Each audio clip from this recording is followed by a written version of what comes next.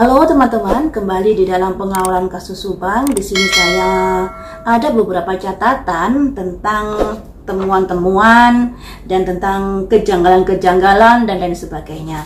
Saya selalu mantengi dari akun YouTube yang sekiranya bisa memberikan info. Dan di sini ada dari akun YouTube Wahyu Seno.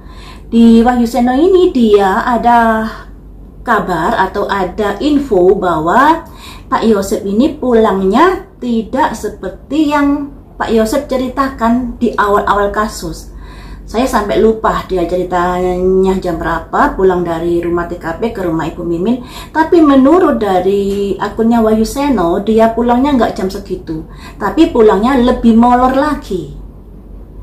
Nah, kalau dilihat dari jam kematian Ibu Tuti dan Amel, Pak Yosep ini masih matching kalau misalnya diduga, saya masih ngomong diduga ya, diduga korbannya Ibu Tuti.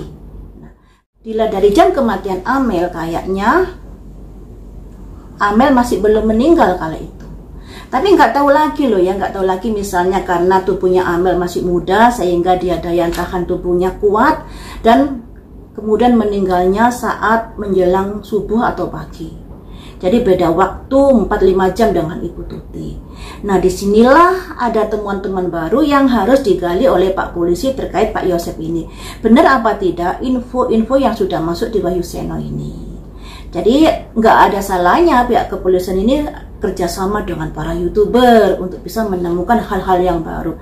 Karena biasanya orang-orang ini memberikan kesaksian takut kalau memberi kesaksian kepada Pak Polisi karena mungkin akan panjang prosedurnya ya. Kemudian tentang 2 bercak darah di baju Pak Yosep. Ini sebenarnya udah lama loh ya, udah lama sekali di awal kasus ini sudah mencuat ini tentang 2 bercak darah di baju Pak Yosep. Tapi sayangnya tidak didalami lagi.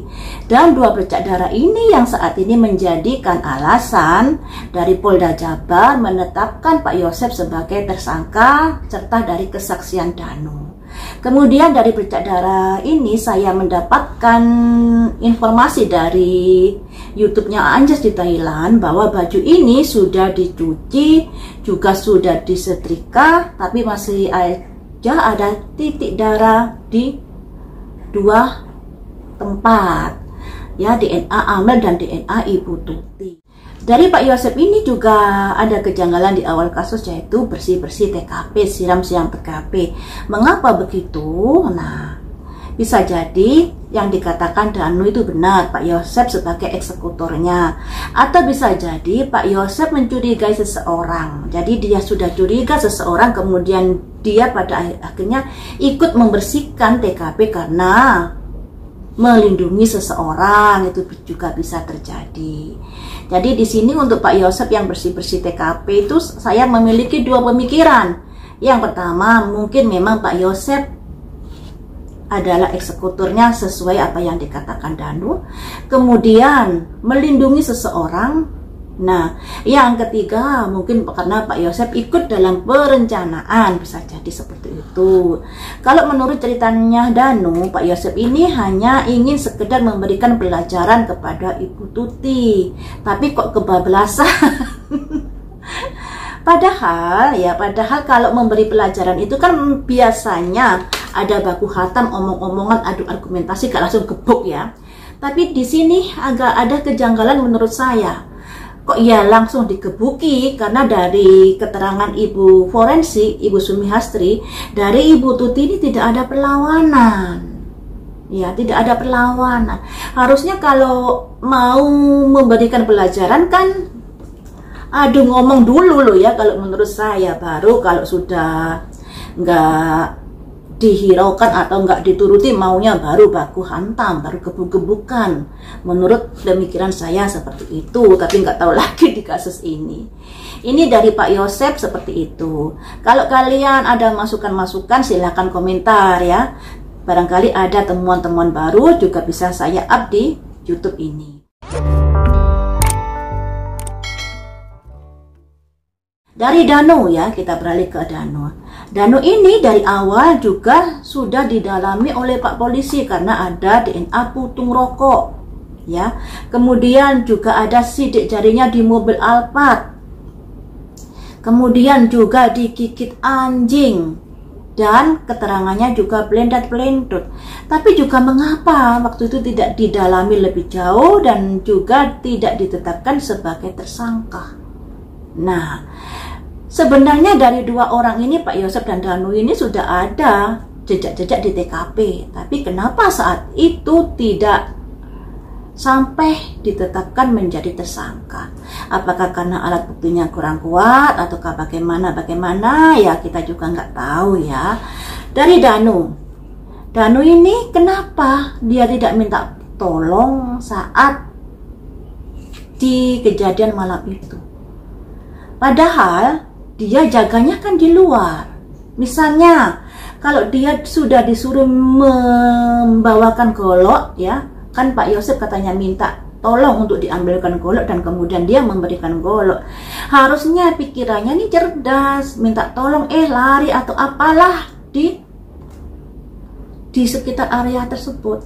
Karena Pak Yosep ada di dalam rumah. Abi dan Arigi yang menurut dia keterangannya juga ada di dalam rumah. Nah, dia kan di luar rumah, harusnya bisa lari minta pertolongan. Toh itu dekat jalan raya rumahnya, ya kan? Kenapa tidak dilakukan itu? Apakah Danu ini ikut dalam perencanaan dan lain sebagainya? Kemudian menurut cerita Danu, Pak Yosep membopong mayatnya Amel, dimasukkan ke dalam mobil Alphard. Tapi kenapa yang ada di mobil Alphard itu sidik jarinya Danu?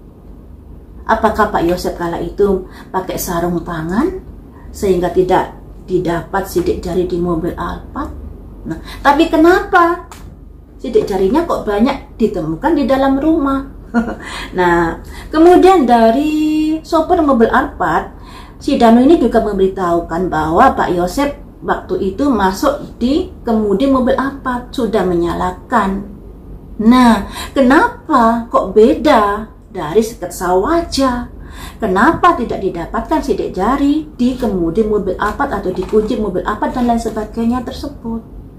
Ada apa ini? Lagi-lagi apakah Pak Yosep menggunakan sarung tangan? Padahal di TKP-nya banyak sekali jejak sidik jari Pak Yosep. Nah, ini yang menjadi tanda tanya ya. Mungkin saja sidik jari yang ada di dalam rumah itu sidik jari yang dulu-dulu. Tapi saat kejadian mungkin memakai sarung tangan, bisa juga seperti itu. Kemudian Danu ini kan seksi bersih-bersih. Tentunya seksi bersih-bersih ini pastinya tahu goloknya ada di mana. Karena dia yang membersihkan ya. Mengenai HP, konon kabarnya Danu tidak tahu. HP itu dibawa siapa, dia tidak tahu karena dia alibinya ada di luar TKP. Kemudian masalah banpol, rame lagi masalah banpol ini. Masalah banpol ini mencuat saat Danu setelah digigit anjing K9. Kemudian muncullah cerita banpol yang konon kabarnya Danu ini disuruh menguras kamar mandi. Yang membuat saya tanda tanya di sini teman-teman ya. Ada kemungkinan alat-alat yang digunakan dalam peristiwa itu masih tertinggal di TKP. Kemungkinan secara logika seperti itu. Makanya ada yang menyuruh, katanya Yoris yang menyuruh Danu untuk menjaga TKP. Kemudian Danu mengajak Wahyu menjaga TKP. Mari kita bermain logika di sini. Danu sudah jelas-jelasan mengakui dia terlibat di dalam kasus ini. Ya. Kalau dia terlibat sendirian, pastinya dia nggak akan ngajak-ngajak seseorang untuk ikut-ikut jaga TKP. Misalnya andai kata ada barang yang tertinggal di TKP. Karena dengan mengajak orang lain itu akan membuat rahasianya terbongkar. Tapi dia ini mengajak Wahyu. Ada Wahyu, Kosasi, Opik, kemudian juga ada Dedi. Nah, disinilah kita juga harus bermain logika. Ada apa orang-orang yang di TKP tersebut, yang mengawasi TKP tersebut? Apakah mereka ini ada mengetahui kejadian malam itu ataukah sekedar nggak tahu? Jadi bingung. Tapi secara logikanya kalau Danu melakukan dengan Pak Yosef hanya berdua saja, pastinya dia nggak mau ketahuan orang lain. Andai kata ada barang yang masih tertinggal di TKP, tapi mengapa ajak-ajak orang? Nah, kemudian saat dijaga TKP itu juga diketahui adanya motor Aerox. Motor Aerox ini tahunya dari keterangan Pak Dedi. Kabar-kabarnya Pak Dedi ini orang kepercayaan Pak Yosef. Jadi mula beritanya. Danu mengatakan ada Pak Yosef sebagai entah eksekutornya atau apanya di rumah tersebut. Ya, jelasnya Pak Yosef ini juga ada bercak darah. Apalagi di bajunya Pak Yosef tadi kan juga ada 2 bercak darah.